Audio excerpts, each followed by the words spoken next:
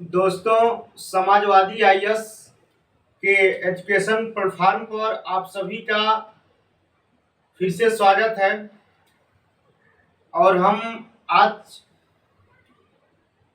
समाज के जो भेद हैं उन्हीं के बारे में अध्ययन करेंगे। तो जैसा कि हम पिछले वीडियो में समाज तथा समाज के जो अंतर्गत मुख्य बिंदु जैसे समस्त पद, समास विग्रह, समास के नाम आदि परीक्षा में प्रश्न पूछा जाता है, तो उसके बारे में हमने चर्चा किया था। आज हम समास के भेद के बारे में पढ़ेंगे। तो आइए देखते हैं कि संस्कृत भाषा के अंतर्गत समास से संबंधित महत्वपूर्ण बातें क्या क्या हैं। तो सबसे पहले हम बात करेंगे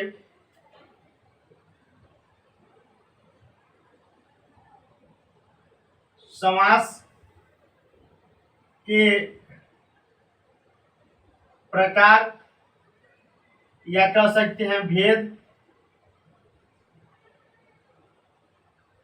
कितने होते हैं, इसी को हमको पढ़ना है। देखिए, वरदराज मुनि ने सबसे पहले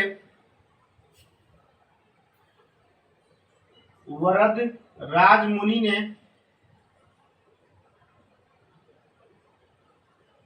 ने अपने पुस्तक लघु सिद्धांत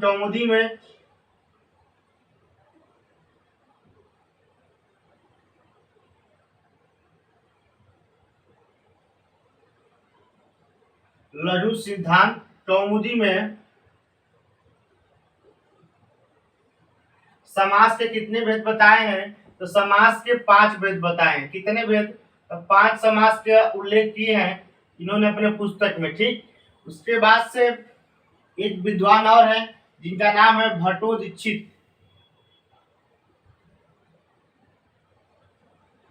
दीक्षित ने इनकी अपनी पुस्तक है जिसका नाम है सिद्धांत कौमुदी। भट्टो दीक्षित ने सिद्धांत कौमुदी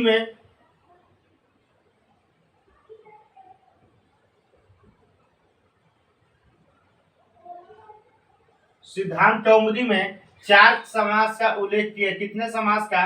4 प्रकार के समास का उल्लेख किए हैं। तो इनके अनुसार, भट्टो दीक्षित के अनुसार तत्पुरुष समास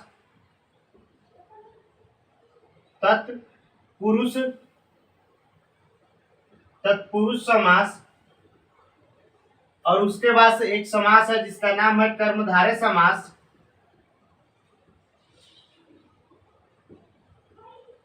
इस दोनों समास को उन्होंने किस में रखा है? तो द्विज समास के श्रेणी में रखा है, द्विज समास के अंतर्गत रखा है। और उसके बाद से इन्होंने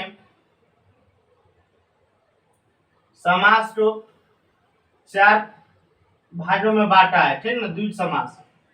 ठीक, इसके बाद से हम बात करेंगे, लेकिन नोट में हम बात कर लेंगे कि परीक्षा की दृष्टि से,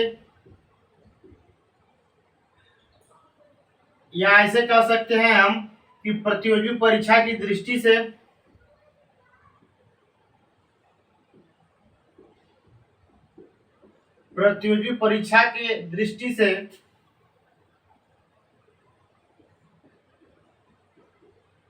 समास के 6 भेद माने जाते हैं। कितने? समास के 6 भेद माने जाते हैं। ठीक,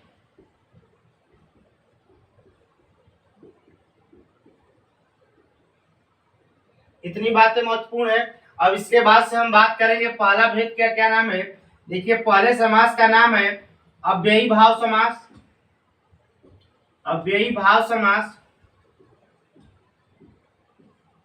दूसरे समास का नाम है तत्पुरुष समास।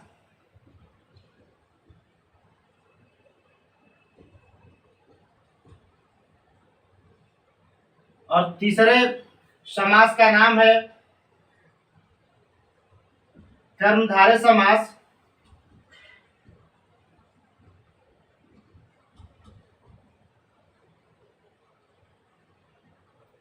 और उसके बाद से हम बात करेंगे यहाँ पे चौथे नंबर पर तो द्विगु समास है।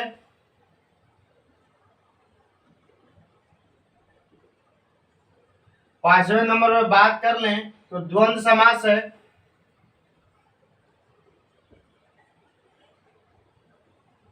और छठवें नंबर पे जो है उसका नाम है बहुव्रीहि समास। बहुव्रीहि समास।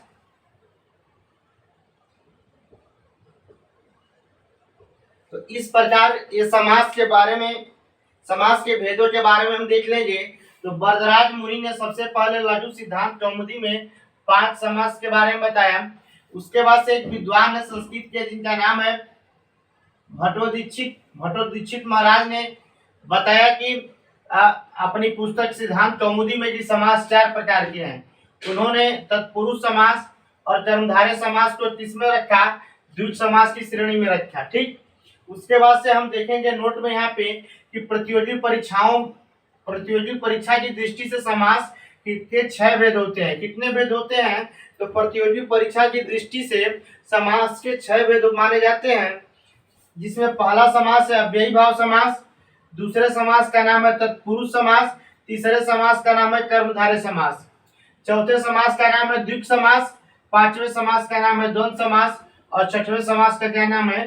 तो बहुव्रीहि समास। ठीक, इतनी बातें हम देख लिए।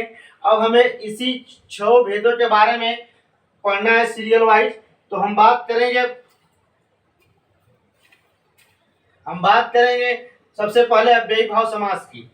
तो देखते हैं,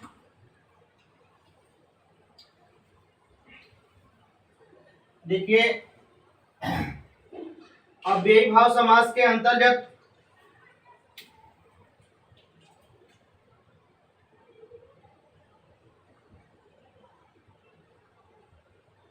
अव्ययी भाव समास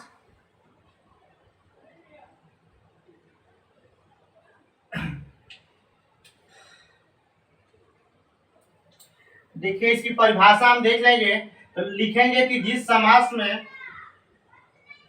समास में पूर्व पद का अर्थ प्रधान या मुख्य हो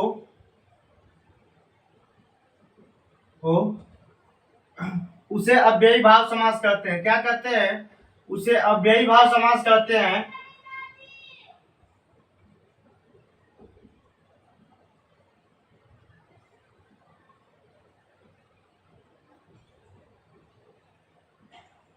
इसके बाद से हम बात करेंगे तीसरे नंबर पर अव्ययी भाव समास के बारे में।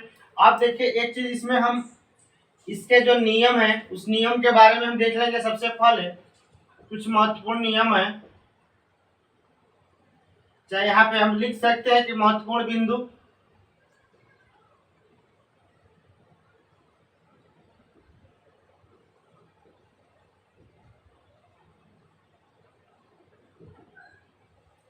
महत्वपूर्ण बिंदु के बारे में हम बात करेंगे। तो सबसे पहले हम देखेंगे कि एक चीज क्या है इसमें अव्यय से अव्ययी भाव व समास ये शब्द बना है। देखिए सबसे पहले अव्यय क्या होता है इसको हम समझ लेते हैं। अव्यय की परिभाषा हम देखेंगे। पहले नंबर पे अव्यय किसे कहते हैं? तो अव्यय के बारे में हम ये कह सकते हैं कि वह शब्द जिसका तीनों लिंगों, सभी विभक्तियों तथा सभी वचनों में रूप एक समान होता है। क्या होता है? जो शब्द, ये देखिए इसकी परिभाषा है कि जो शब्द तीनों लिंगों में, यानी तीनों लिंगों का मतलब है कि पुल्लिंग, स्त्रीलिंग या नपुंसकलिंग, यानी तीनों लिंगों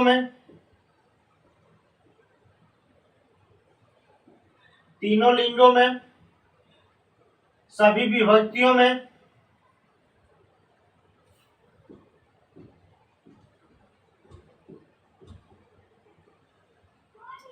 तथा तीनों वचनों में, तीनों वचन कौन सा हो गया? एक वचन, द्विवचन, बहुवचन, तीनों वचनों में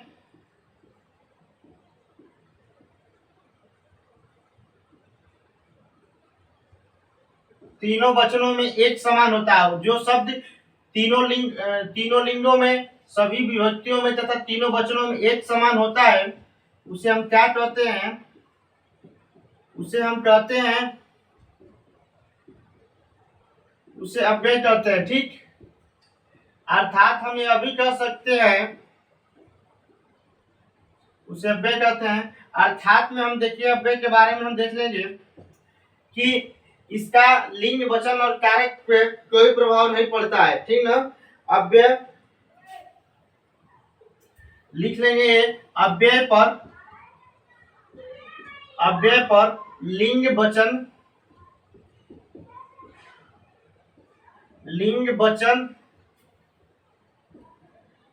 एवं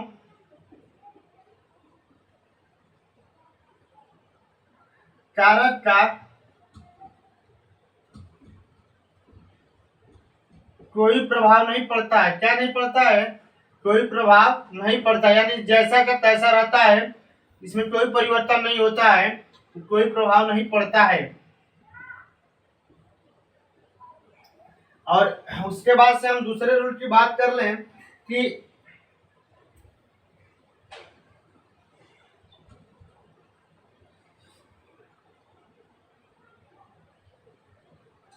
देखिए, दूसरा रूल ये है कि अव्ययी भाव का समासिक पद,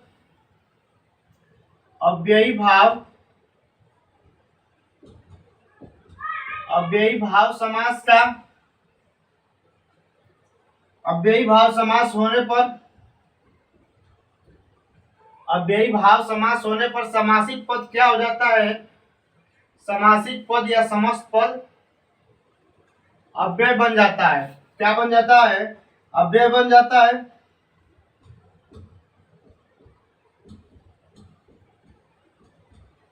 और उसके बाद से हम कहेंगे अव्यय बन जाता है तथा नपुंसक लिंग एक वचन में प्रयोग किया जाता है, तथा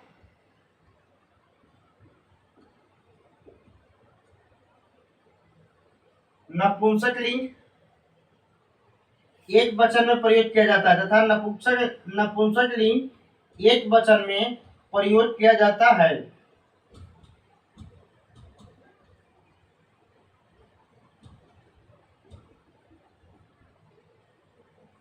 देखिए, कहने का मतलब यहाँ समझ लीजिए कि अव्ययी भाव समास में जिस समास का पूर्व पद का अर्थ क्या हो? प्रधान हो। जिस समास के पूर्व पद का अर्थ प्रधान हो या मुख्य हो, उसे क्या कहते हैं? अव्ययी भाव समास कहते हैं। ठीक, पहली बात परिभाषा के तौर में। हम दूसरी बात देखेंगे, महत्वपूर्ण बिंदु। तो इसमें जो शब्द यूज होते हैं वो क्या हो जाते हैं? अव्यय हो जाते हैं। जैसे जो शब्द, देखिए अव्यय पहले हम समझ लेते हैं अव्यय क्या होता है। अव्यय जो शब्द तीनों लिंगों में, सभी वचनों में, नहीं सभी विभक्तियों में तथा तीनों वचनों में एक समान रहता है। कैसा रहता है? तो एक समान रहता है, उसे हम क्या कहते हैं? उसे हम कहते हैं अव्यय कहते हैं। यानी जो शब्द तीनों लिंगों, सभी विभक्तियों तथा तीनों वचनों में एक समान होता है, उसे अव्यय कहते हैं। जैसे में हम यहाँ पे मान लीजिए लिख दे, क्या एग्जाम्पल के तौर में, यथाशक्ति, यथा प्लस शक्ति। तो ये यथाशक्ति है, ये अव्यय पद है। ठीक, अव्यय है। ये लिंग चाहे विभक्ति तथा वचन के अनुसार इसमें कोई परिवर्तन नहीं होगा, इसमें कोई परिवर्तन नहीं होगा, और ये क्या बन जाएगा? यथाशक्ति बन जाएगा। ठीक, तो इतनी बातें महत्वपूर्ण थी। दूसरा लाइन क्या कहता है? अव्यय पर लिंग, वचन एवं कारक का कोई प्रभाव नहीं पड़ता है। क्या नहीं पड़ता है? कोई प्रभाव नहीं पड़ता है, अर्थात इसमें कोई चेंज नहीं होता है। उसके बाद से हम देखेंगे कि अव्ययी भाव समास होने पर समासिक पद यानी समस्त पद अव्यय बन जाता है। क्या बन जाता है? तो अव्यय बन जाता है, तथा नपुंसक लिंग एक वचन में, तथा अव्यय बनने के बाद जो किसमें प्रयोग होता है? तो नपुंसक लिंग में एक वचन में प्रयोग किया जाता है। ठीक, इतनी बातें महत्वपूर्ण थी। अब हम देख लेते हैं कुछ और बातें हैं। तो इसे मिटा दे रहे हैं।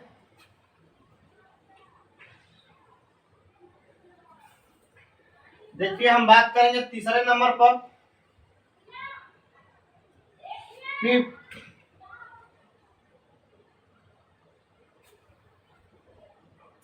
तीसरे नंबर पर हम बात करेंगे कि जो शब्द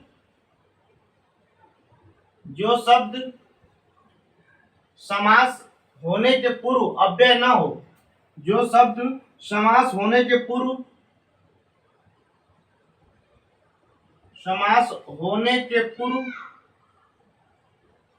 तो अव्यय न हो, यानी जब तक समास नहीं हुआ है उसके पहले वो अव्यय न हो, लेकिन किंतु समास होने पर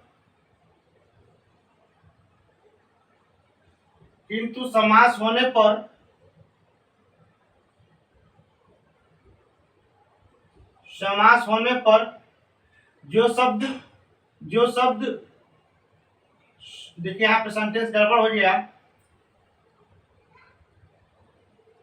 जो शब्द समास होने के पूर्व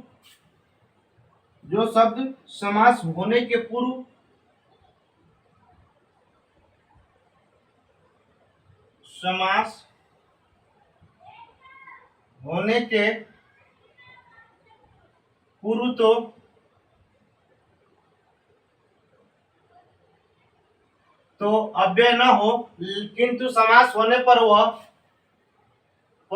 वह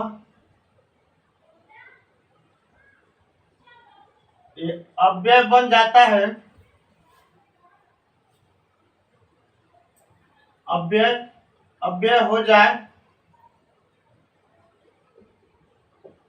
उसे अव्ययी भाव समास कहलाता है। जो शब्द समास होने के पूर्व तो अव्यय न हो, किंतु समास होने पर वह अव्यय हो जाए उसे अव्ययी भाव समास कहते हैं। यह यहाँ पे वो अचल लिख सकते हो, अव्ययी भाव समास कहलाता है।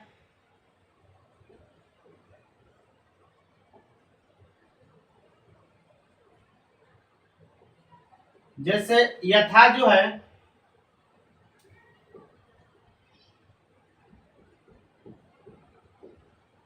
यथा हमारा अव्यय नहीं,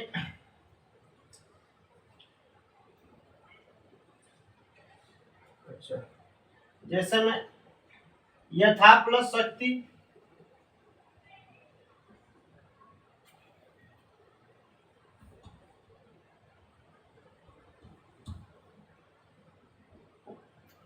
तो हमारा क्या बन जाएगा, यथाशक्ति बन जाएगा। अब यहाँ पे यथाशक्ति जो है क्या है, तो अव्ययी भाव समास हो गया।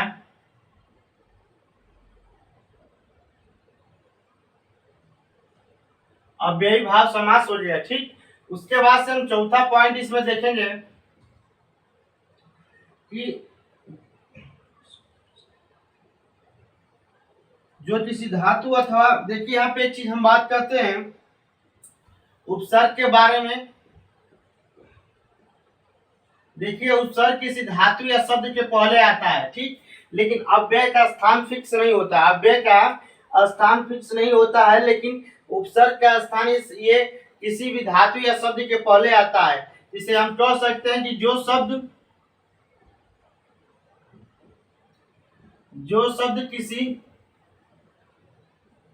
किसी धातु या शब्द के पहले जुड़कर, धातु या किसी शब्द के पहले जुड़कर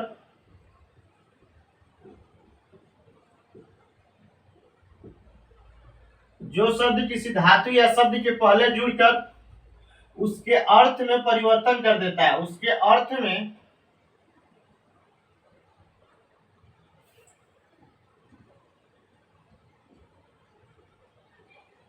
उसके अर्थ में परिवर्तन कर देता है या अर्थ बदल देता है,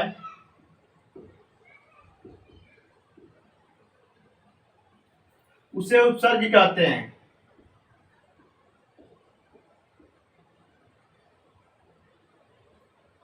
देखिए यहाँ पे उपसर्ग और प्रत्यय का उपसर्ग और अव्यय बताने का मतलब यही था कि उपसर्ग का स्थान निश्चित होता है कि धातु या शब्द के पहले जुड़ता है, लेकिन अव्यय का स्थान फिक्स नहीं होता है। ठीक, उसके बाद से हम ये बात करें जैसे उपसर्ग कहते हैं। यहाँ पे उपसर्ग का जैसे हम देख लेंगे एग्जाम्पल, ये जो शब्द किसी धातु या शब्द के पहले जुड़कर उसके अर्थ में परिवर्तन कर देता है उसे उपसर्ग कहते हैं। जैसे में मान लीजिए प्र प्लस हार, और ये हार क्या मतलब क्या है, तो माला है। ठीक, लेकिन जब ये प्र जुट गया तो ये क्या बन जाएगा हमारा प्रहार, और प्रहार का अर्थ क्या है, यहाँ बदल जाएगा, हो जाएगा बदल के यहाँ प्रहार का अर्थ चोट से हो जाएगा। किससे हो जाएगा, यहाँ प्रहार का अर्थ चोट से संबंधित हो जाएगा। तो ये उपसर्ग का पहचान है, ये किसी भी शब्द के पहले यूज होता है, लेकिन अव्यय शब्द के पहले भी हो सकता है, बीच में भी हो सकता है, बाद में भी होता है। उसके बाद से हम बात करते हैं, यानी अव्यय का स्थान फिक्स नहीं होता है। उसके बाद से हम एक लाइन और इम्पोर्टेंट है कि उपसर्ग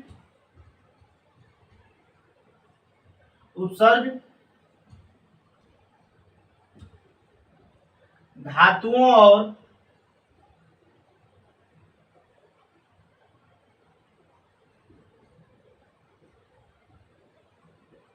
शब्दों के पहले के पूर्व में जोड़े जाते हैं।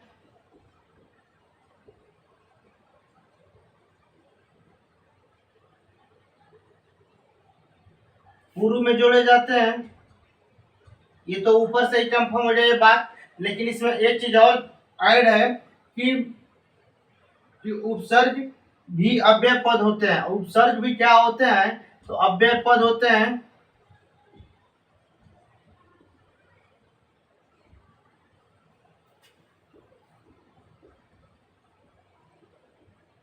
जब हम अव्यय पढ़ेंगे तो अव्यय के 4 भेद होते हैं। उपसर्ग होता है पहला, उसके बाद से क्रिया विशेषण होता है, उसके बाद से कंजक्शन होता है, और उसके बाद से इंटरजेक्शन मतलब विस्मयादि बोधक होता है, और समुच्चय बोधक होता है। प्रीपोजिशन नहीं होता है, लेकिन 4 चीजें होती है। उपसर्ग के बाद क्या होता है हमारा क्रिया विशेषण एडवर्ब, उसके बाद से समुच्चय बोधक, उसके बाद से विस्मयादि बोधक, यानी अव्यय के 4 भेद होते हैं। इसलिए यहाँ पे सेंटेंस कहा गया है कि उपसर्ग भी क्या होते हैं, अव्यय पद होते हैं। इतनी बातें महत्वपूर्ण थी। अब इससे हम इसके एक बार देख लेंगे कि जो शब्द, इसे हम रिपीट कर लेते हैं, जो शब्द समास होने के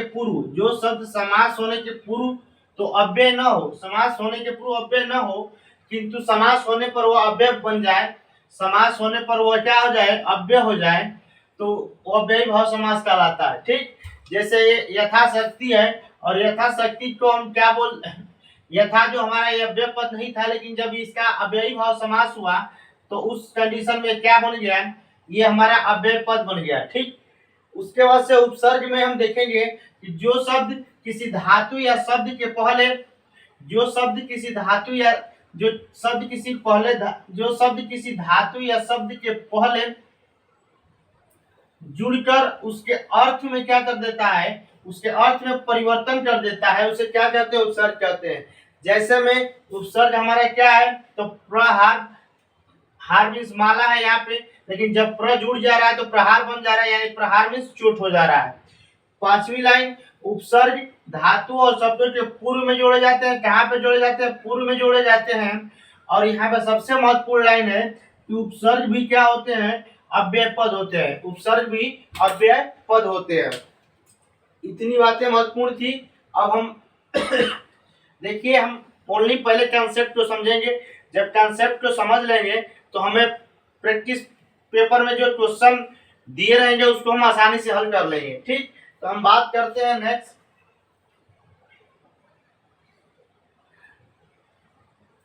देखिए, इसमें जो अव्यय पद होते हैं या उपसर्ग होते हैं, इनके कुछ अर्थ होते हैं। ठीक, अव्यय पद हो या उपसर्ग हो, संस्कृत में उपसर्गों की संख्या कितनी होती है, तो संस्कृत में उपसर्गों की संख्या कितनी होती है, तो 22 होती है। ठीक ना, उपसर्गों की संख्या कितनी होती है, और इनका एक कुछ अर्थ होता है, ठीक ना।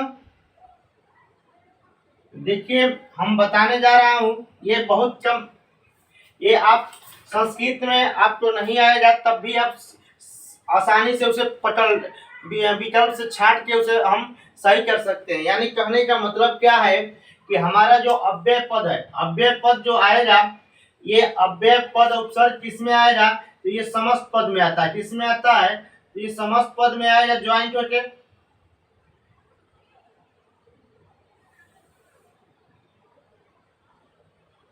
और अर्थ हमारा किस में आएगा, ये समास विग्रह में यूज होगा, ठीक है। इसलिए इन शब्दों को हम ध्यान में देखेंगे और इसी से हम पहचान लेंगे। यदि समास विग्रह दिया रहेगा तो हम इस अर्थ के अर्थ का यूज रहेगा, अर्थ वाले शब्दों का यूज रहेगा। और यदि हम अव्यय उपसर्ग को देखेंगे ये समस्त पदों में यूज रहेगा, ठीक। तो हम इसकी बात करते हैं। सबसे पहले कौन कौन से जो अव्यय पद या उपसर्ग हैं, देखिए सबसे पहले हम बात कर लें। देखिए अधि,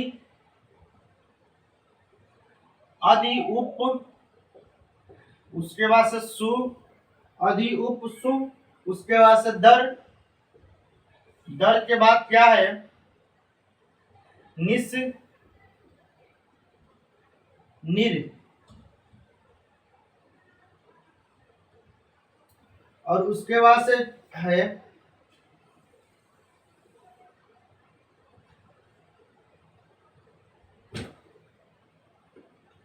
निर अति।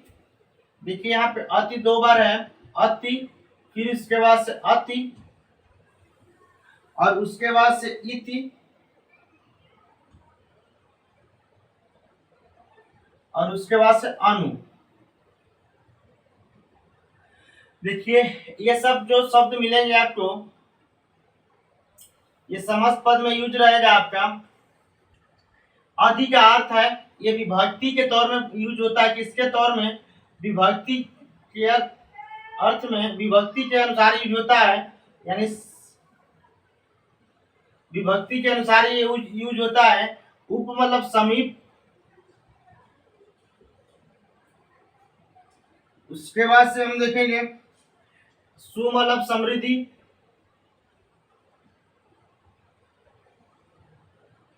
उसके साथ दर मन वृद्धि,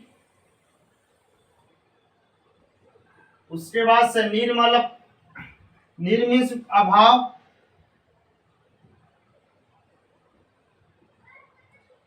अति दो बार अति, एक अति माने अत्यय, अत्यय मिलेगा आपको। और इस अत्यय का मतलब होता है ध्वंस, ध्वंस या नाश, ध्वंस या नाश, विध्वंस या नाश होता है, तो इसको ध्वंस लिखते हैं, नाश। उसके बाद से एक अति का मतलब होता है असंप्रति, और असंप्रति का मतलब है कि अनुचित्य के अर्थ में। किसके अर्थ में, अनुचित्य के अर्थ में।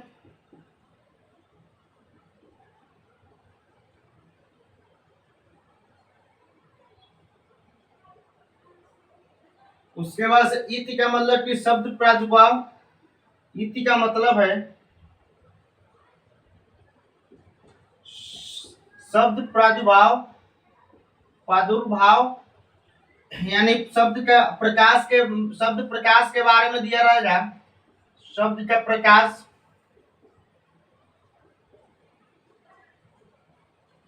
और उसके बाद से अनु का मतलब कि पश्चात या पीछे।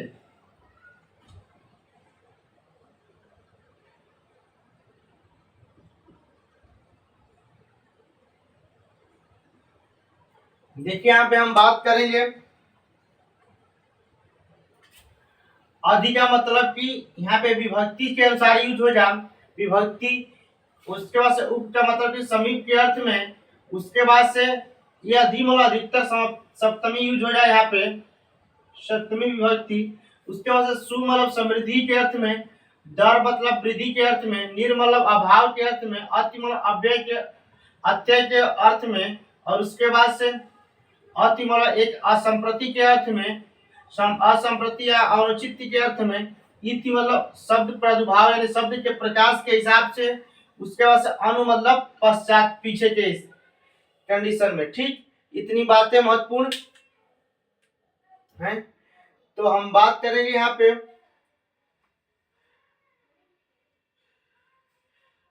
कि इतने अर्थ जो हैं महत्वपूर्ण हैं। उसके बाद से फिर हम बात कर लेंगे नेक्स्ट,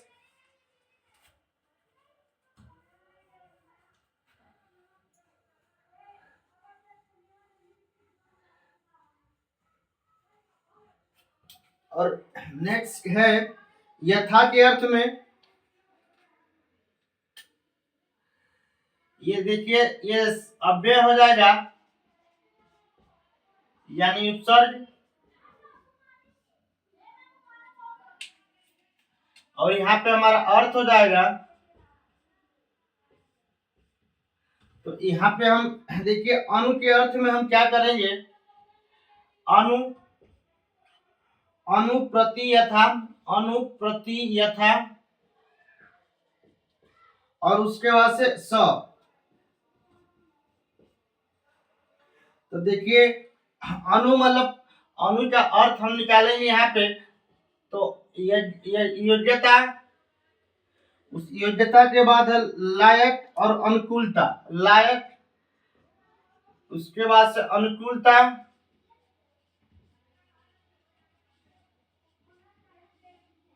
उसके बाद से हम बात करेंगे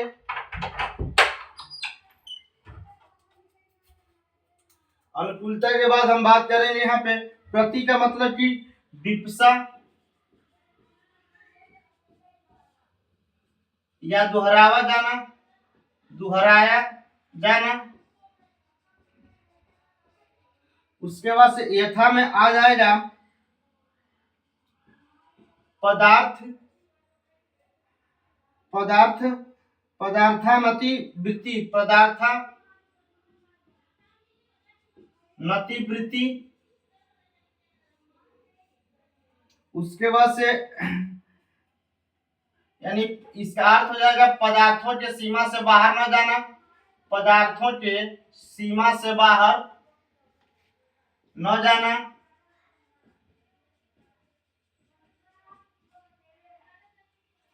यानी यहाँ पे यूज हो जाएगा क्या, अनतिक्रम्य, अनतिक्रम्य।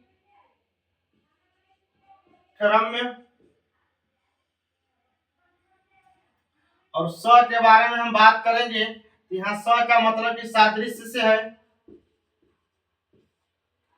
और उसके बाद से सादृश्यम या सफलता से है, सफलता नहीं समानता से है। उसके बाद से हम देखेंगे तो अनु आ जाएगा, अनु,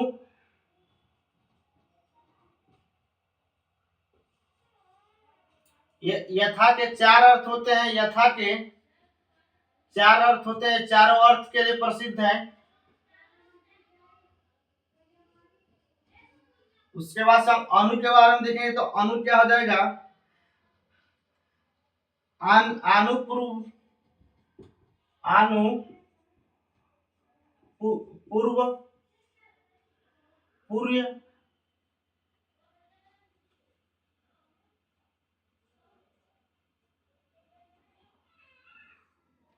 यानी पूर्व, यानी क्या कर सकते हैं, क्रम से संबंधित है, क्रम से संबंधित के अर्थ में, क्रम से संबंधित के अर्थ में। उसके बाद से हम देखेंगे कि स, योड स,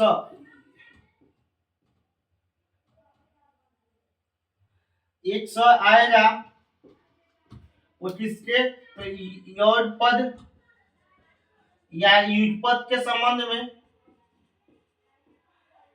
और उसके बाद से मतलब एक साथ होना, इसका मतलब कि एक साथ होना।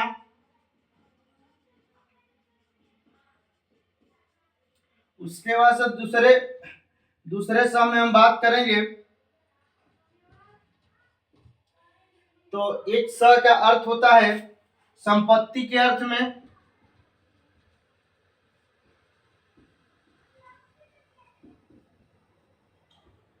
और तीसरे स का यूज हो जाएगा यहाँ पे साकल्य यानी संपूर्ण,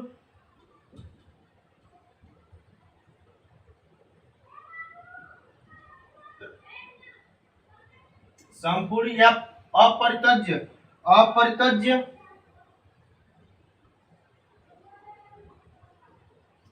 क्या हो जाएगा, अपरितज्य। उसके बाद से एक है स, उस स का यूज क्या हो जाएगा, अंतर्वचन, अंतवचन, अंतवचन। और अंतवचन पे क्या हो जाएगा यहाँ पे, पर्यंतम, पर्यंतम। कहने का मतलब कि ये जो शब्द है इनका ये अर्थ है, और ये अर्थ किसमें यूज होगा,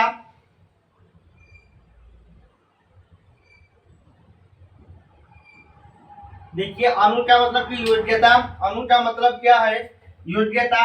अब देखिए ये जो इधर के जो शब्द है ये समास विग्रह में आपको मिलेंगे, और इधर के जो शब्द हैं ये जो हैं ये आपको किसमें प्राप्त होंगे, तो समस्त पद में मिलेंगे। किसमें मिलेंगे, तो समस्त पद में देखने को आपको मिलेंगे। देखने के लिए आपको समस्त पद में ये मिलेगा, अनु, प्रति, यथा, स, अनु, स, स, स, स। अब इसका अर्थ क्या है, तो अर्थ हम देख लेंगे कि अनु में, अनु का जो अर्थ हो जाए योग्यता में, लायक, अनुकूलता के परिप्रेक्ष्य में हो जा। प्रति का अर्थ हो जाओ विपसा, दोहरावा जाना। उसके बाद से यथा का एक अर्थ हो जा पदार्थानतिवृत्ति, पदार्थों की सीमा के अर्थ में। उसके बाद से स यानी सादृश्यम, समानता के अर्थ में। उसके बाद से अनु का मतलब अनुपूर्व यानी क्रम से संबंधित के अर्थ में। उसके बाद से स यानी युगपद, युगपद के बारे में। स का मतलब संपत्ति के अर्थ में। और एक स का मतलब कि अपरितज्य यानी साकल्य, संपूर्ण के अर्थ में। और तीसरे स, चौथे स का मतलब अंत वचन यानी पर्यंतन के बाद में, बाद में अंत वचन सबसे लास्ट में, ठीक ना। इतनी बातें अव्यय से महत्वपूर्ण थी। आप ये सब जब ध्यान देंगे तो आपको प्रैक्टिस सेट में मिलेगा। आप जब प्रश्नों को हल करेंगे तो जो अव्यय पद है ये आपको मिलेंगे उसमें, और उसका विग्रह के रूप में ये सब जो अर्थ हमने दिखाया, अर्थ बताया हूँ, ये अर्थ भी उसी विग्रह में यूज होगा। तो इस बात को ध्यान से, शब्दों को ध्यान से देखिएगा। अब हम बात कर लेते हैं यहाँ पे, अब नेक्स्ट जो समास है उसका नाम है तत्पुरुष समास। कौन सा समास है, तत्पुरुष समास नाम है उसका। तो हम बात करेंगे दूसरे नंबर पर तत्पुरुष समास के बारे में।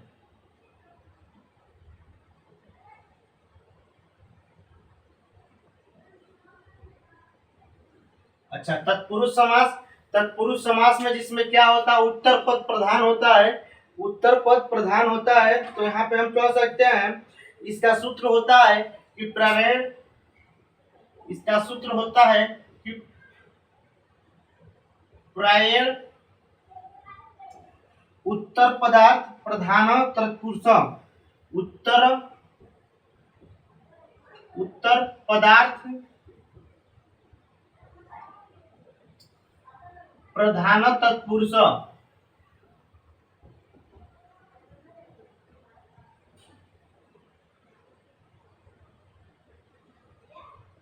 देखिए कहने का मतलब कि प्राय उत्तर पदार्थ, पदार्थ मतलब यहाँ किससे है, पद यानी किससे है, शब्द से है, यानी उत्तर पद, ठीक। यानी उत्तर का जो पद होता है वो क्या होता है, तो प्रधान होता है तत्पुरुष समास में।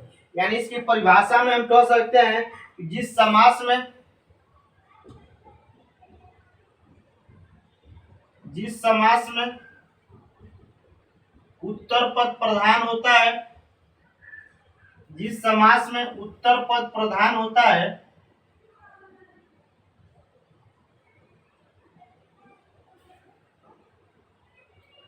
प्रधान, उत्तर पद प्रधान होता है, उसे क्या कहते हैं, उसे तत्पुरुष समास कहते हैं।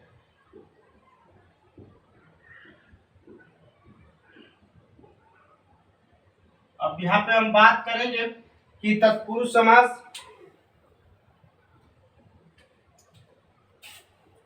जैसे हम एग्जाम्पल में देख लेंगे हम, तो गंगा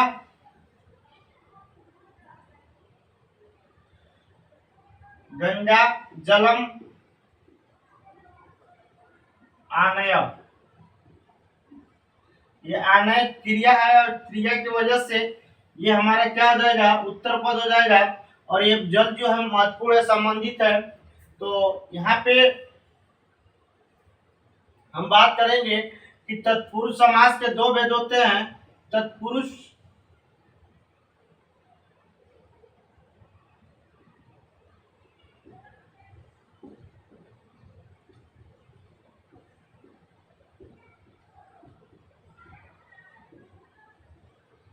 तत्पुरुष समास के दो भेद होते हैं। पहला होता है समा समानाधिकरण समानाधिकरण तत्पुरुष समास।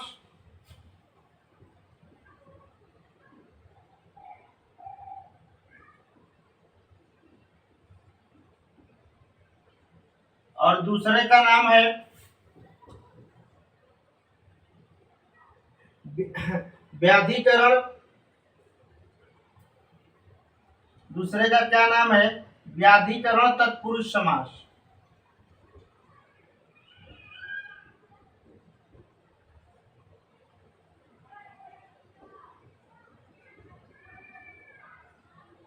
देखिए कहने का मतलब क्या है कि इसका सूत्र जो कहता है कि उत्तर पद क्या है हमारा, तो प्रधान है, उत्तर पद प्रधान है। उसके बाद से जिस समास में उत्तर पद प्रधान होता है उसे क्या बोलते हैं हम, तत्पुरुष समास कहते हैं। तत्पुरुष समास के दो भेद होते हैं। पहले का नाम है समानाधिकरण तत्पुरुष समास और दूसरे का नाम है क्या है, दूसरे का नाम व्याधिकरण तत्पुरुष समास। दूसरे का नाम है तो व्याधिकरण तत्पुरुष समास। अब इसी दोनों समास के बारे में हमको देख ले पहले थोड़ा सा कि क्या होता है। देखिए हम बात करेंगे सबसे पहले समानाधिकरण तत्पुरुष समास। देखिए हम बात करेंगे सबसे पहले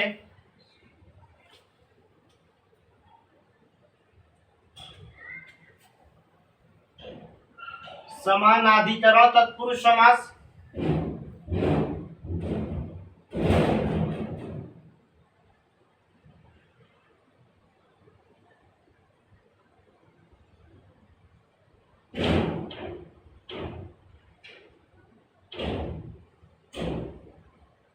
अब इसके बारे में हम बात करेंगे ये क्या होता है, तो इसे हम क्या कहते हैं, इसे इसे हम देखिए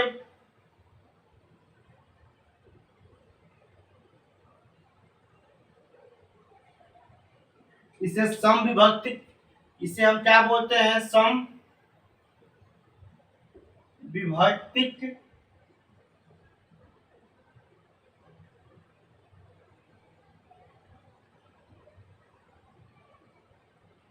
भी कहते हैं। क्या कहते हैं इसे, समविभक्तिक भी कहते हैं।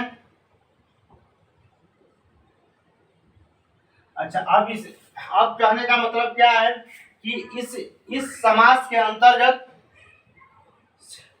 दोनों पदों में विभक्तियां क्या होती है, तो समान होती है। विभक्ति क्या होती है, तो समान होती है।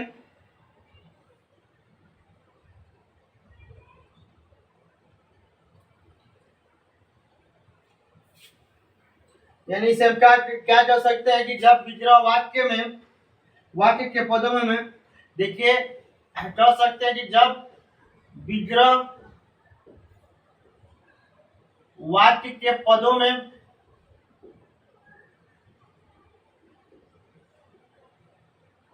जब विग्रह वाक्य के पदों में विभक्तियां समान हो, क्या हो, विभक्तियां समान हो,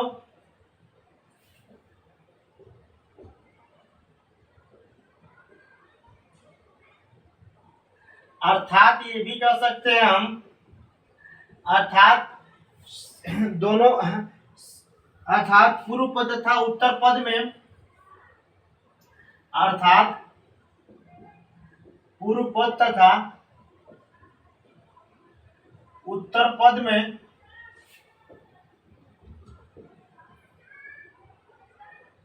उत्तर पद में विभक्तियां समान हो, विभक्तियां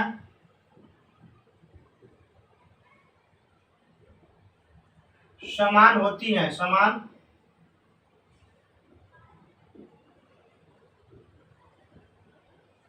देखिए समान समान अधिकरण तत्पुरुष समास के पूर्व पद हो चाहे उत्तर पद हो, इस दोनों पदों में क्या होता है कि विभक्ति हमारी क्या होती है, समान होती है, जिसके वजह से इसे समानाधिकरण तत्पुरुष समास कहा जाता है। ठीक, उसके बाद से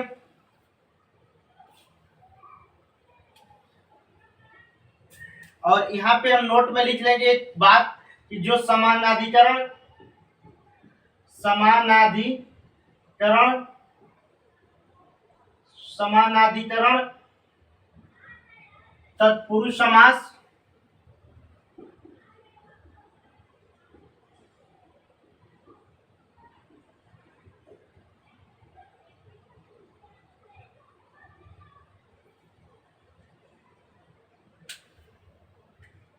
समान अधिकरण विभक्ति वाला तत्पुरुष।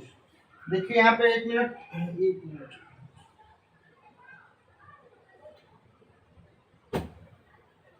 देखिए यहाँ पे एक लाइन यहाँ पे गलती हो गया, समान अधिकरण, यहाँ पे समान अधिकरण यानी विभक्ति,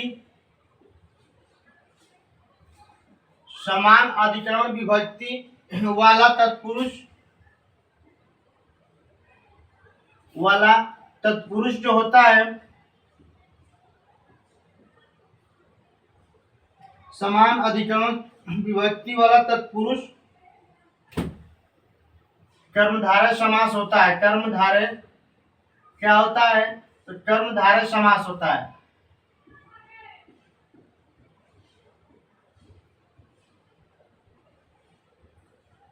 समान विभक्ति वाला तत्पुरुष समास क्या होता है, तो कर्मधारय, समान विभक्ति वाला तत्पुरुष कर्मधारय समास होता है। ठीक, अच्छा अब दूसरी बात हम कर ले यहाँ पे क्या चीज, तो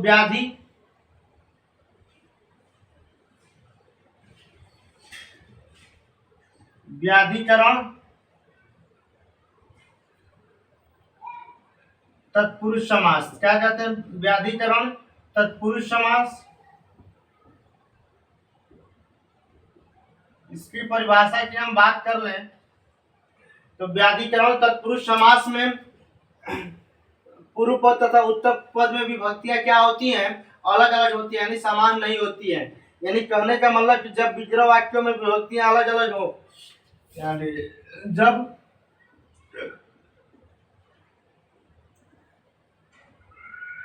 विग्रह वाक्यों में क्या हो, तो विग्रह वाक्यों में विभक्तियां अलग अलग हो, ठीक ना, क्या हो, तो विभक्तियां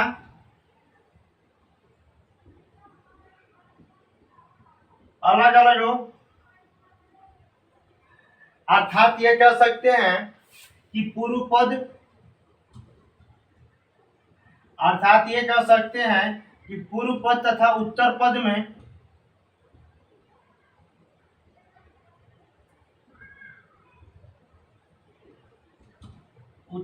में अलग अलग विभक्तियां होती हैं।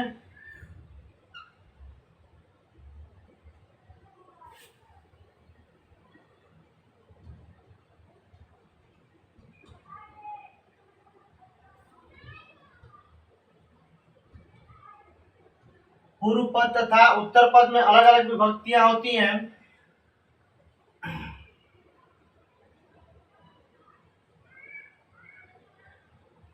इसे ही हम क्या कहते हैं,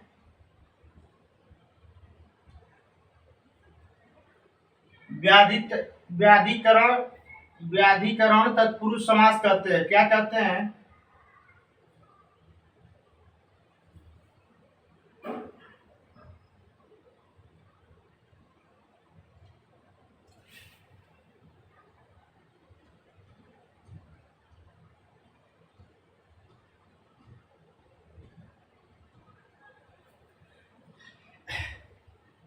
अब इसके 6 भेद होते हैं व्याधिकरण तत्पुरुष समास के। देखिए हम इससे फिर से एक बार रिवीजन कर लेते हैं। सम समान आदि जब दिया हो तो इसे सम विभक्तिक भी कहते हैं। और जब विग्रह वाक्य के पदों में विभक्तियां समान हो, जब समस्त पद का हम विग्रह करते हैं, जो वाक्य होता है उसके पदों में विभक्तियां क्या होती हैं, समान हो, तो उसे हम क्या बोलते हैं, समानाधिकरण तत्पुरुष समास। अर्थात इसके पूर्व पद में तथा उत्तर पद में क्या होता है, विभक्तियां समान होती हैं। ठीक, उसके बाद से समान अधिकरण विभक्ति वाला तत्पुरुष समास क्या कहलाता है, कर्मधारय समास कहलाता है। उसके बाद से हम बात करेंगे व्याधिकरण तत्पुरुष समास की। जब विग्रह वाक्यों में विभक्तियां क्या हो तो अलग अलग हो, किसमें हो तो अलग अलग कंडीशन में हो, तो वहां पे क्या हो जाएगा, वहां अलग अलग हो तो वहां पे व्याधिकरण तत्पुरुष समास होता है। अर्थात कहने का मतलब कि पूर्व पद तथा उत्तर पद में अलग अलग विभक्तियां हो, उसे हम क्या कहते हैं, तो व्याधिकरण तत्पुरुष समास कहते हैं। अब हम यहाँ पे हम बात करेंगे व्याधिकरण तत्पुरुष समास की, क्योंकि समानाधिकरण तत्पुरुष समास को हम कर्मधारय समास कहते हैं। और कर्मधारय समास जब हम पढ़ेंगे तो उसकी बात करेंगे, यहाँ पे हमें बात करना है व्याधिकरण तत्पुरुष समास की। ठीक, तो हम इसके बारे में देखते हैं। तो सबसे पहले हम बात करेंगे व्याधिकरण तत्पुरुष समास। तो इसके 6 भेद होते हैं। इसके कितने भेद होते हैं, तो इसके 6 भेद होते हैं।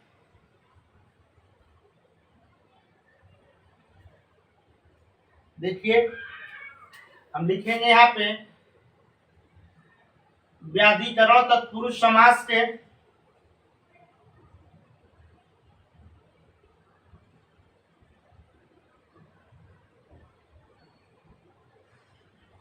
के 6 भेद होते हैं।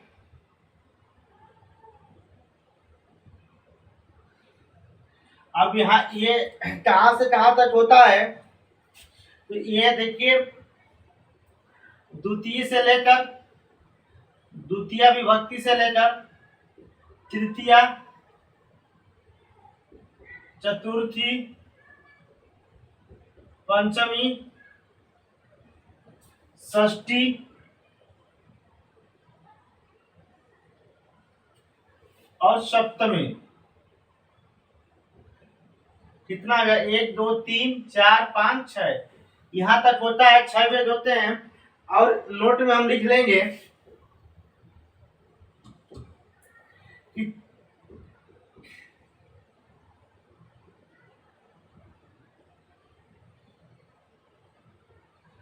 कि प्रथमा विभक्ति,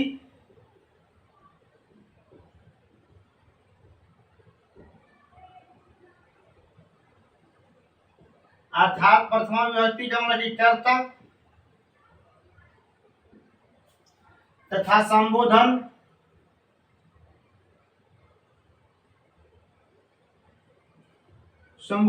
इसमें नहीं होते हैं। किसमें नहीं होते हैं, इस व्याधिकरण तत्पुरुष समास में नहीं होते हैं।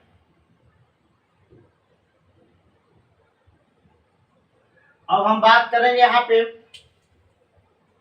सबसे पहले कि एक चीज और महत्वपूर्ण है यहाँ पे कि तत्पुरुष समास के उपभेद भी होते हैं। ये तो हमने 2 भेद पढ़ा, समानाधिकरण तत्पुरुष समास और दूसरा का नाम क्या है, व्याधिकरण तत्पुरुष समास। लेकिन तत्पुरुष समास के उपभेद भी होते हैं, उसे भी देख लेते हैं। तत्पुरुष समास के उपभेद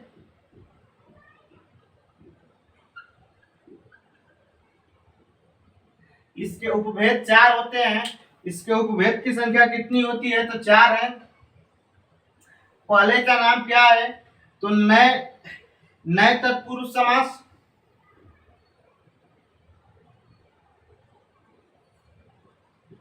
नए तत्पुरुष समास। दूसरे का नाम है प्रादि तत्पुरुष समास।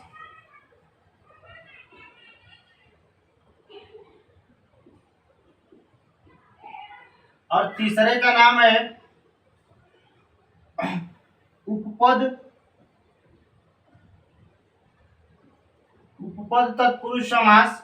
और चौथे का नाम है अलुट। अलुट तत्पुरुष समास। क्या है? अलुट तत्पुरुष समास।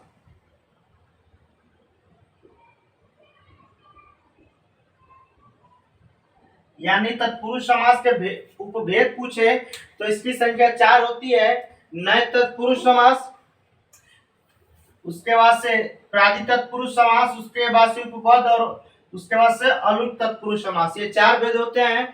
और व्याधि तत्पुरुष समास के अंतर्गत 6 भेद होते हैं, जो द्वितीया से लेकर तृतीया, चतुर्थी, पंचमी, षष्ठी और सप्तमी तक होता है। लेकिन प्रथमा विभक्ति तथा संबोधन इसमें नहीं लिए जाते हैं। ठीक।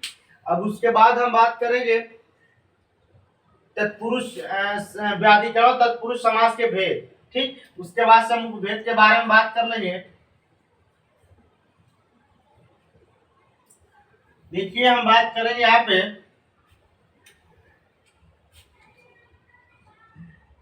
द्वितीय, क्या है, द्वितीय तत्पुरुष समास।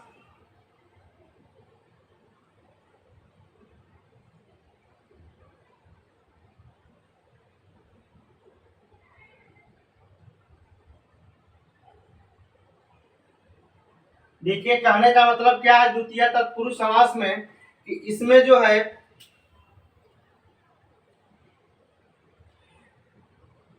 पूर्व पद, जिस तत्पुरुष समास में पूर्व पद क्या होता है, द्वितीय विभक्ति में हो, जिस समास में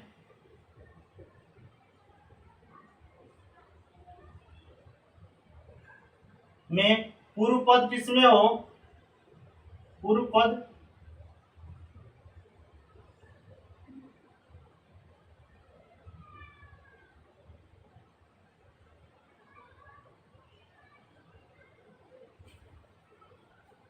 पूर्व पद द्वितीय विभक्ति में हो,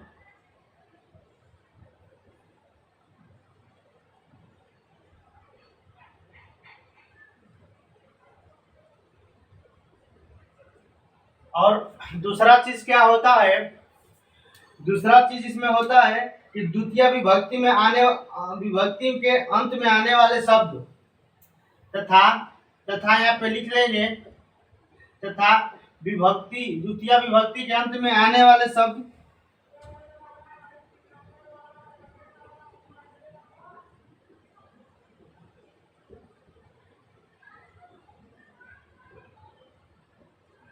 अंत में आने वाले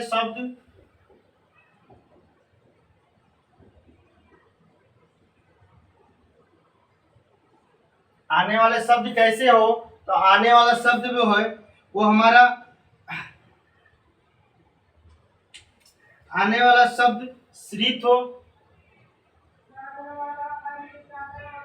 श्रित हो, आश्रित हो, श्रित हो, अतीत हो, उसके बाद से परिता हो, परिता नहीं, पतिता,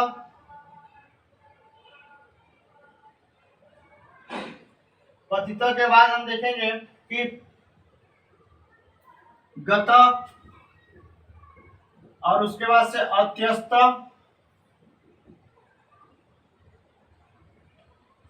अत्यस्त, प्राप्त,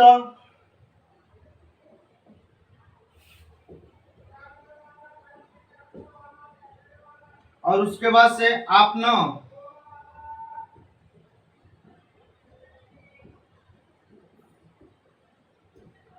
अपना शब्दों के साथ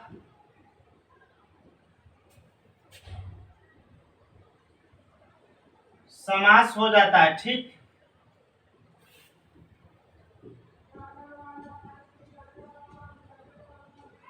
यानी कहने का मतलब क्या है कि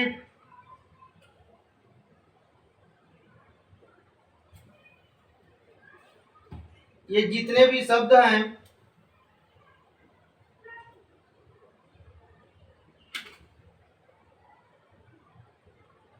ये जितने भी शब्द हैं, ये शब्द आपको समास विग्रह और समस्त पद दोनों में देखने को मिलेंगे। तो यानी कहने का मतलब कि जिस समास में पूर्व पद द्वितीय विभक्ति में हो और द्वितीय विभक्ति के अंत में आने वाले जो शब्द है वो शब्द कौन सा हो, श्रित हो, अतीत हो, पतित हो।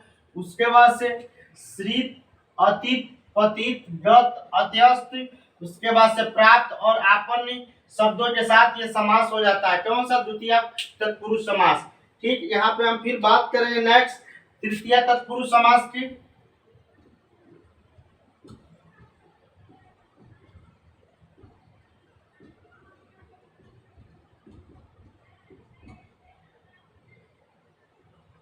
तृतीय तत्पुरुष समास में हम बात करेंगे कि जिस समास में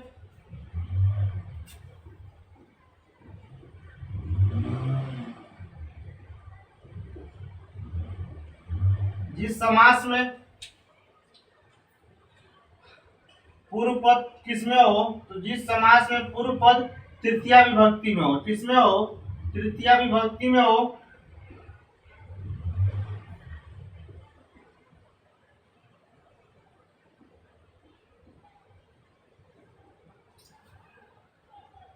और तृतीय विभक्ति के अंत में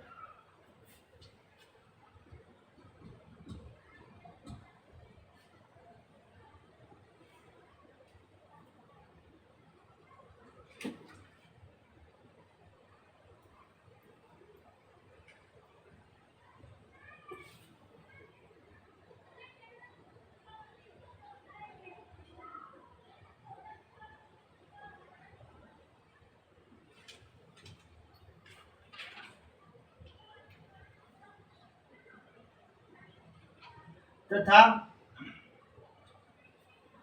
तृतीय विभक्ति जो होती है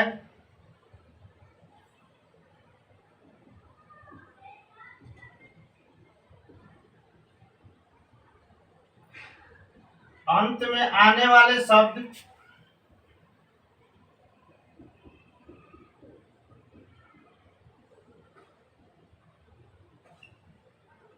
अंत में आने वाले जो शब्द हो रहे वो क्या हो जाएगा? आने वाले शब्द पूर्व पूर्व सदृश सदृश, उसके बाद से सम उनार्थक या समुनार्थ,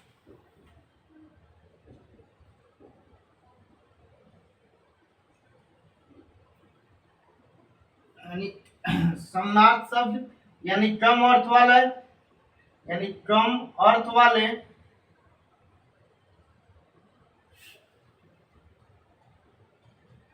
उसके बाद से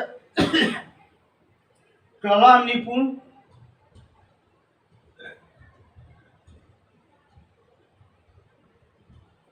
कला निपुण, उसके बाद से मिश्र और संलक्षण शब्दों के साथ, मिश्र और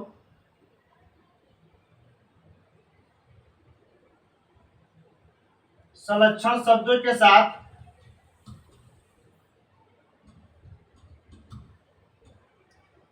समास हो जाता है। ठीक ना?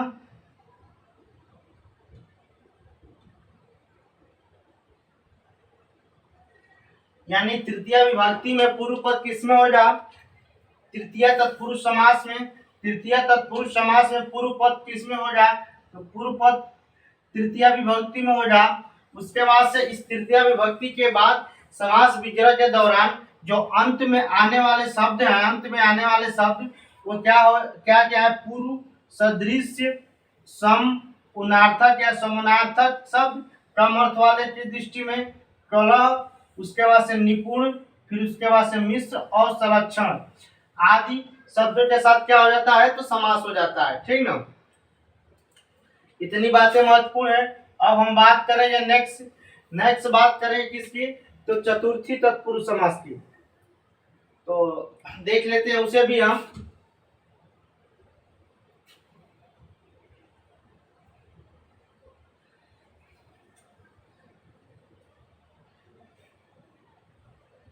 देखिए चतुर्थी तत्पुरुष समास,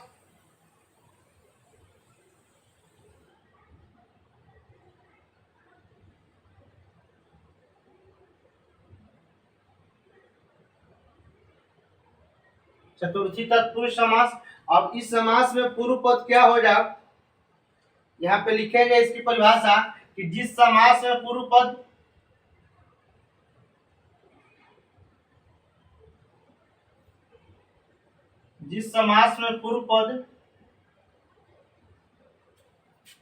किसमें हो, तो चतुर्थी विभक्ति में हो,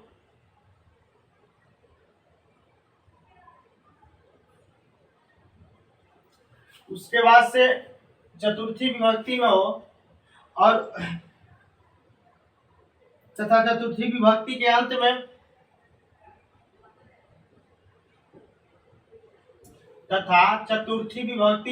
आने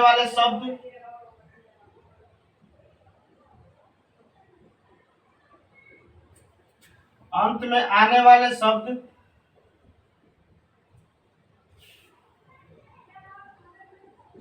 चतुर्थी विभक्ति के अंत में आने वाले शब्द क्या हो जाएंगे, तो शब्द का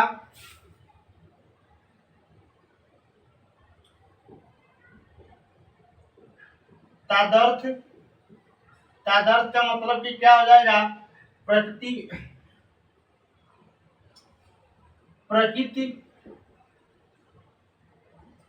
विकृति भाव हो जाएगा। उसके बाद से तदर्थ के बाद हम देखेंगे कि अर्थ बलि हित सुख रहित, अर्थ बलि हित सुख रहित, बलि हित सुख रहित, सुख रक्षित, रक्षित पदों के साथ क्या हो जाता है,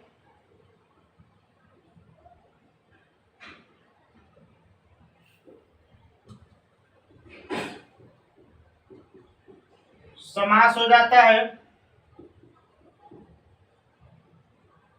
यानी कहने का मतलब क्या है कि जिस समास में पूर्व पद किसमें हो, चतुर्थी विभक्ति में हो, और चतुर्थी विभक्ति के अंत में जो आने वाले शब्द हैं, अंत में जो समास विग्रह करेंगे और उसके अंत में आने वाले शब्द क्या हो, तदर्थ हो, अर्थ हो, बलि हो, हित हो, सुख हो, रक्षित हो, तो ऐसे पद क्या कहलाएंगे, चतुर्थी तत्पुरुष समास के अंतर्गत आएंगे, यानी चतुर्थी तत्पुरुष समास हो जाए। ठीक, उसके बाद से हम बात करेंगे पंचमी तत्पुरुष समास।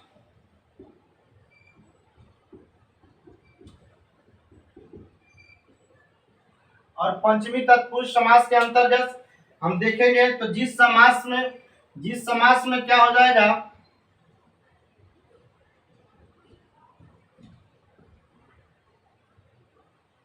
जिस समास में पूर्व पद पंचमी विभक्ति में हो,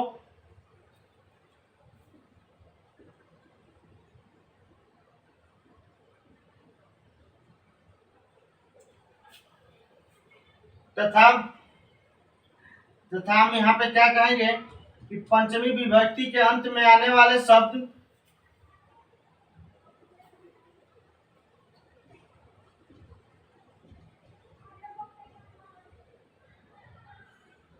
अंत में आने वाले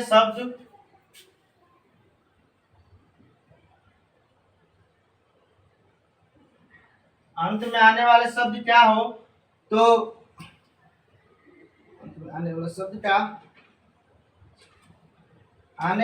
अंत में आने वाले शब्द का भयवाची, यानी भयवाची शब्द कौन कौन सा होता है, भयवाची शब्द में भय, भीति, उसके बाद से भीत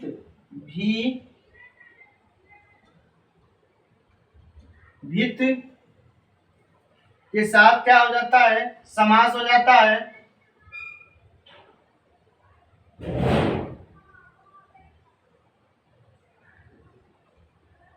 के साथ समास हो जाता है।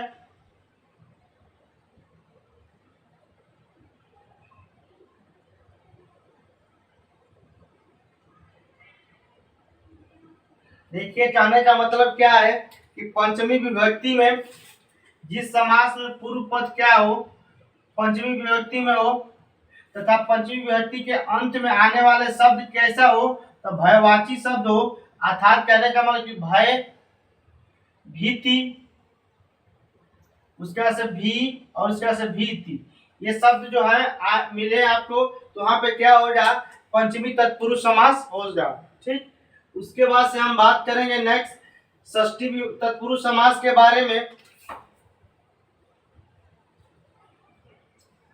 देखिए इस शब्दों को हमें पहचानना है। समास विग्रह के दौरान आप यदि शब्दों को ध्यान रखते हैं तो आप आसानी से बता सकते हैं कि किस तत्पुरुष समास के किस विभक्ति का ये शब्द है। उसके बाद से हम बात करेंगे यहाँ पे षष्ठी विभक्ति का, षष्ठी तत्पुरुष समास।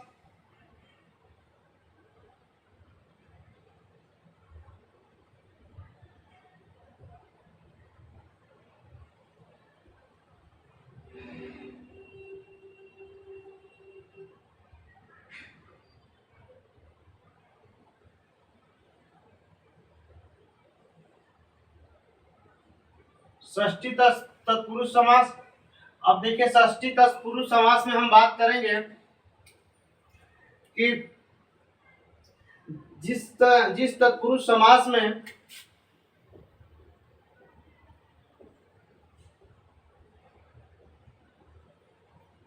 जिस तत्पुरुष समास में पूर्व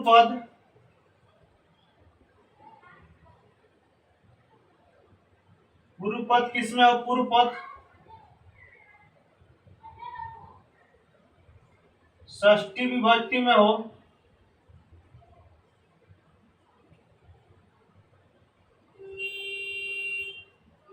और उसके बाद से तथा षष्ठी विभक्ति के अंत वाले शब्द किसी भी समर्थ शब्द के साथ समान हो जाता है, समास हो जाता है।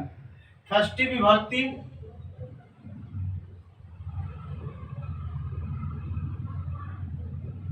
के अंत वाला शब्द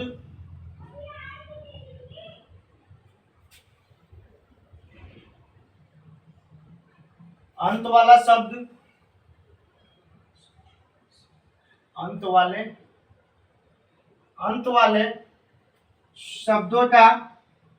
वाले शब्दों का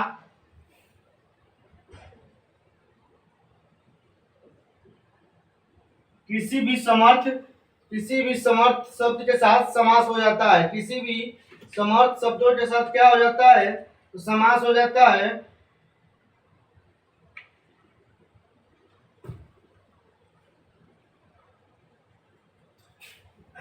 समर्थ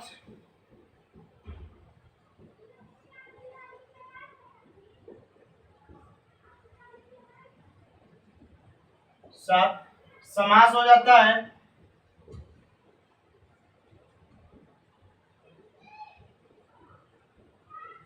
यानी कहने का मतलब क्या है कि जिस तत्पुरुष समास में पूर्व पद क्या हो, षष्ठी विभक्ति में हो, तथा षष्ठी विभक्ति के अंत में आने वाला शब्द कैसा हो, आने वाले शब्दों का किसी भी समर्थ शब्द के साथ क्या हो जाता है, किसी भी समर्थ शब्द के साथ समास बन जाता है, तो उसे हम षष्ठी तत्पुरुष समास कहते हैं। अब हमारा लास्ट है सप्तमी तत्पुरुष समास। क्या, तो सप्तमी तत्पुरुष समास।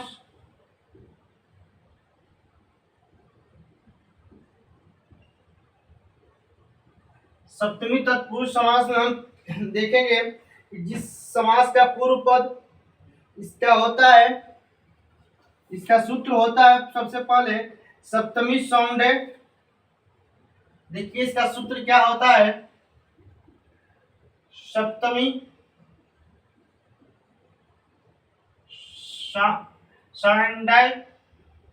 सैंडल। उसके बाद से हम बात करेंगे यहाँ पे सलाउंडर। ये सलाउंडर है।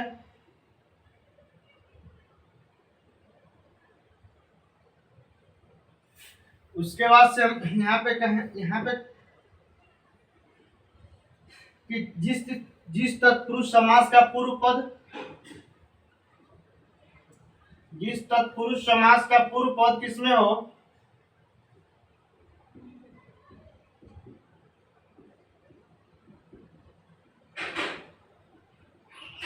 पूर्व पद सप्तमी विभक्ति में हो,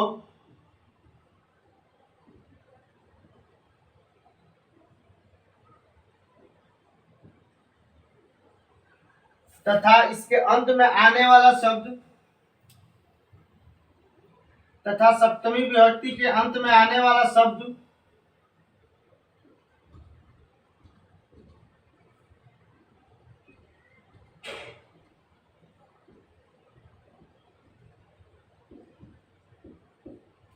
अंत में आने वाले शब्द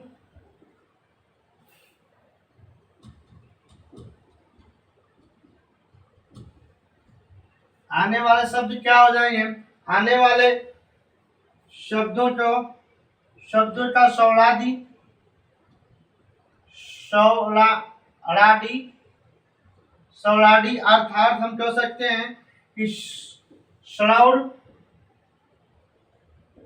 धूर्त, उसके बाद से चपल,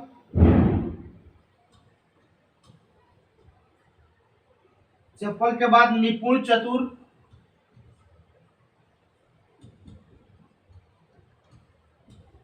निपुण चतुर, पंडित, प्रवीण, पटु, पंडित, प्रवीण, पटु,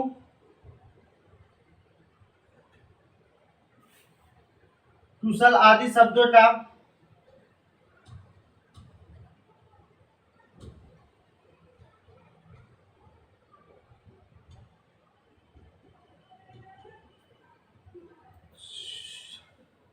शब्दों के साथ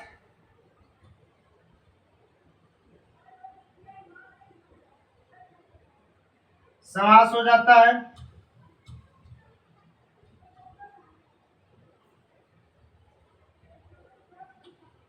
यानी कहने का क्या मतलब है कि इसका सूत्र होता है सप्तमी सौंडे, सौंडे, उसके बाद से सौंडे, उसके बाद से जिस तत्पुरुष समास का पूर्व पद क्या हो, सप्तमी विभक्ति में हो, और उसके बाद से सप्तमी विभक्ति के अंत में आने वाले जो शब्द हैं उन शब्दों का सराउंडी यानी साउंड, धूर्त, उसके बाद से चपल, उसके बाद से या निपुण हो या चतुर हो या पंडित हो या प्रवीण हो या पटु हो या कुशल हो आदि शब्दों के साथ क्या होता है तो सप्तमी तत्पुरुष समास बन जाता है।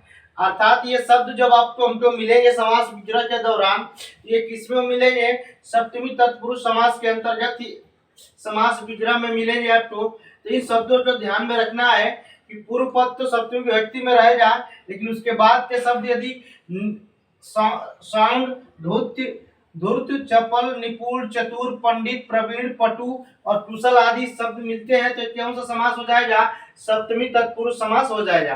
अब हम बात कर लेंगे थोड़ा सा तत्पुरुष समास के उपभेद के बारे में। तत्पुरुष समास के उपभेद के बारे में हम बात करेंगे।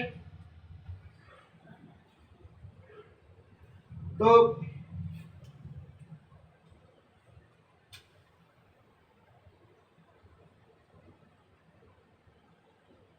तत्पुरुष समास के उपभेद,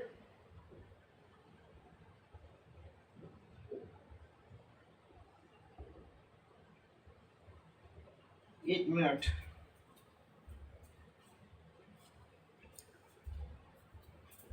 तत्पुरुष समास के उपभेद के बारे में हम देखेंगे। तो सबसे पहले हमने बताया था कि पहला क्या है, तो नए तत्पुरुष समास है, नए तत्पुरुष समास है।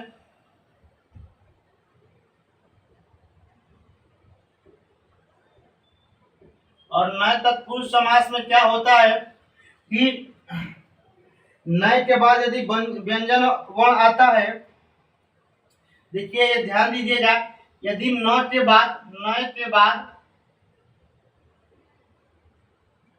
यदि न के बाद यदि क्या हो जाए, यदि व्यंजन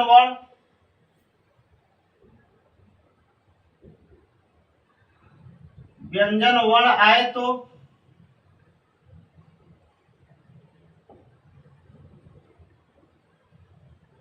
आए तो नए के स्थान पे क्या हो जाएगा,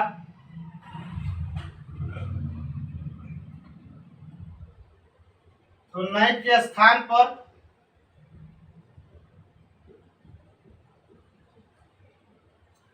अ बचेगा, नए के स्थान पर अ,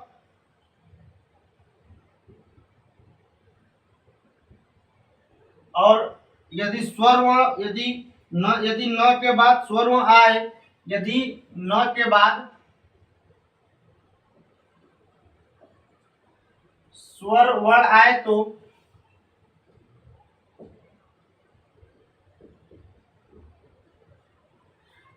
न, तो न के स्थान पे अन हो जाता है, तो न के स्थान पे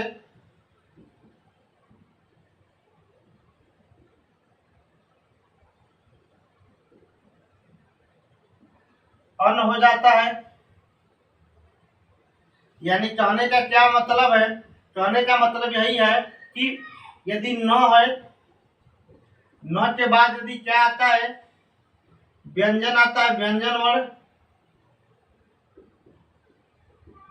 तो न के स्थान पे क्या हो जाएगा, अ हो जाएगा। यदि न के बाद क्या आएगा, स्वर वर्ण आता है, तो इसके स्थान पे क्या हो जाएगा, अन हो जाएगा। क्या हो जाएगा, अन हो जाएगा। इतनी बात हम ध्यान देंगे कि न के स्थान पे क्या हो जाएगा, अन हो जाएगा।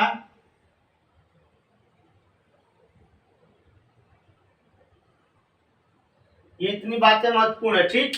उसके बाद से हम देखिए यहाँ पे न के बाद यदि व्यंजन वर्ण आए, कौन सा वर्ण आए, तो व्यंजन वर्ण आए तो अ हो जाएगा। यदि न के बाद यदि यहाँ पे क्या लिखेंगे, न, यदि न के बाद स्वर वर्ण आए, क्या आए, तो स्वर स्वर स्वर वर्ण आए तो न हो जाता है, न के स्थान पे क्या हो जाता है, अन हो जाता है। तो इतनी बातें महत्वपूर्ण थी नव तत्पुरुष समास में। दूसरी बात हम करेंगे यहाँ पे, नव नव तत्पुरुष समास के बाद है गति समास गति समास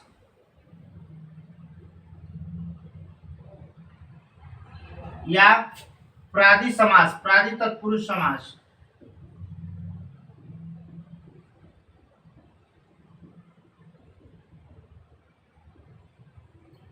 इसमें हम क्या देखेंगे, इसके समास के अंतर्गत पूर्व पद लिखेंगे। इसके समास के अंतर्गत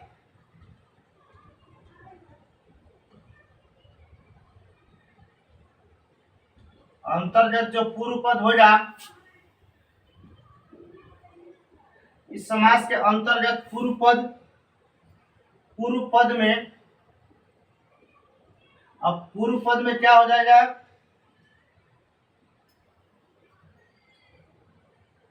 यहां पे लिख लेते हैं पूर्व पद में कु, उरी, उसके बाद से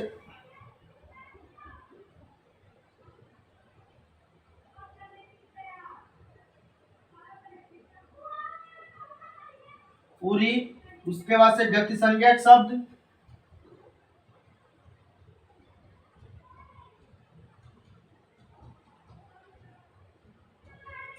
उसके बाद से प्र।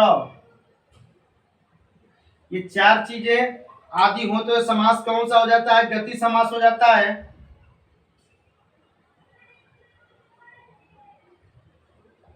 यहाँ पे कौन सा समास हो जाता है, आदि शब्द क्या होते आते हैं,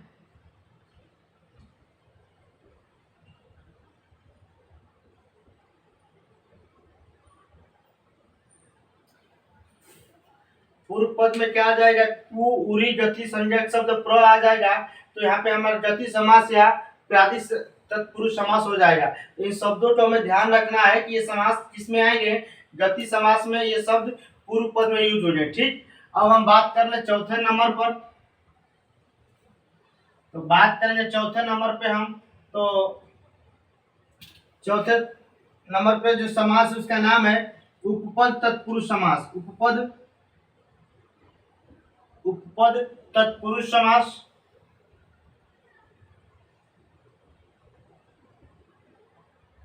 और उपपद तत्पुरुष समास में हम बात करेंगे कि इस समास में पूर्व पद इस समास में जो पूर्व पद होता है, इस समास में पूर्व पद कैसा होता है? पूर्व पद उपपद संज्ञा वाला होता है। उपपद संज्ञा वाला तथा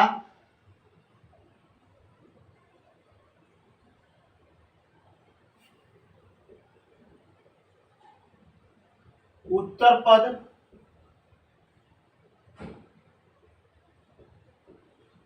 पद कैसा होता है? तो उत्तर पद कृत प्रत्यय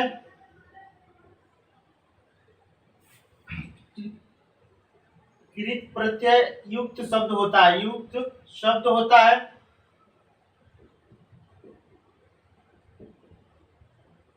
यानी जिस समास में पूर्व पद किस कैसा हो तो उपपद संज्ञा वाला हो तथा उत्तर पद किसमें हो?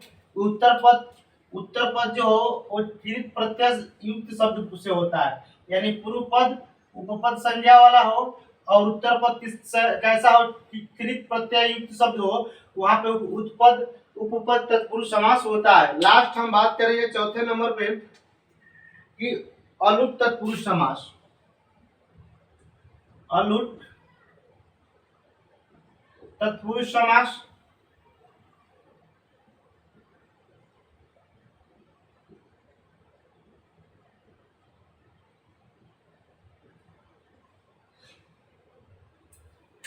उलूट का अर्थ है न लूट। उलूट का अर्थ क्या होता है?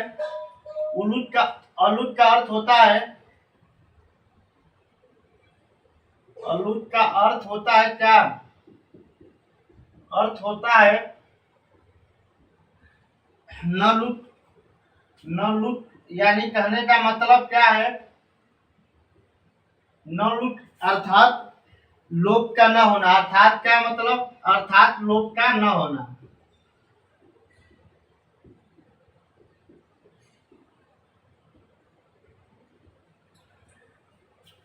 अर्थात हम ये कह सकते हैं कि जिस समास में विभक्ति का लोप नहीं होता है, जिस समास में विभक्ति का लोप नहीं होता है,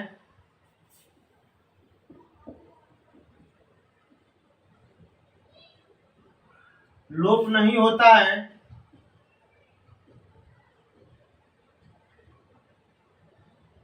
जिस समास में विभक्ति का लोप नहीं होता है उसे अलुट तत्पुरुष समास कहते हैं। अलुट तत्पुरुष समास कहते हैं।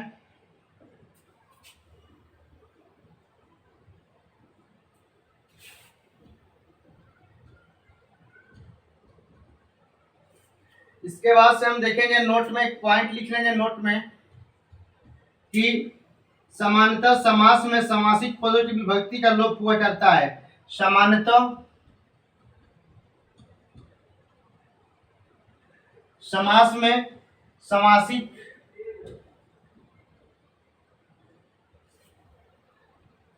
समास में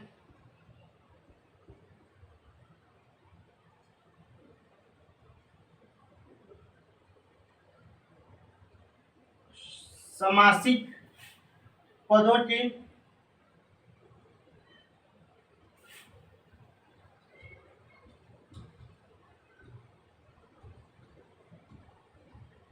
विभक्ति का लोप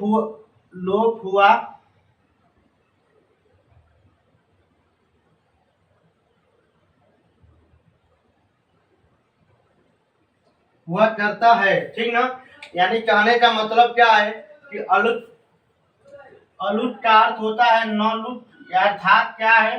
अर्थात लोप का न होना। ठीक, अर्थात जिस समास में विभक्ति का लोप नहीं होता, विभक्ति का जिस समास में विभक्ति का लोप नहीं होता है उसे हम क्या कहते हैं, उसे अलुप्त तत्पुरुष समास कहा जाता है। सामान्यतः समास में समासिक पदों की विभक्ति का क्या हो जाता है, लोप हो जाता है, लेकिन अलुप्त तत्पुरुष समास में विभक्ति का लोप नहीं होता है। इस प्रकार हम आज के वीडियो में बहुब्रीहि समास और तत्पुरुष समास के बारे में अच्छे से पढ़ा। अब इसके बाद से नेक्स्ट वीडियो में हम द्वित्व समास, कर्मधारय समास, द्वंद्व समास और बहुब्रीहि समास के बारे में देखेंगे। तो आज के लिए इतना ही, धन्यवाद।